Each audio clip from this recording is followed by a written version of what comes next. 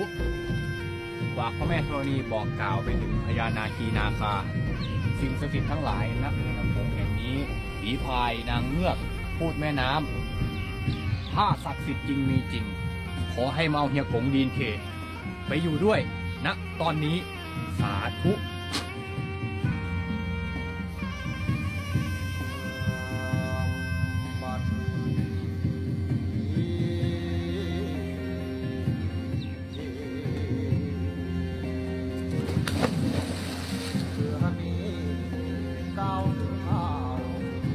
พระรอดผ่านฟ้าอากาศน้ำตาเจ้าสมนทาอาลักขาน้ำความน้ำเอิญสังสีโหเดินดงเขียวน้ำหา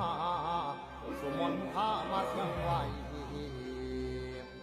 ตั้งแต่บักยักษ์หายเลยเกิดเกินจริงน้ำผู้ยิ่งจากการลัก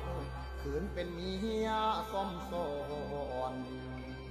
สินใส่หูเป็นมาของเรื่องยานมันเสียงย้อนเขาบอกเขาเอาให้ยักยินพันละนาแล้วสิ้นถือพายสอนธนูดาบผู้สิน้ำขายักเจ้าล่างโคตรเงาเบิดสุแนวทรงใต้ใจบ่ได้แล้วย่านเกิดเหตุวิบัติต้องกำจัดน้ำเมียนกลุ่มพันหายตาย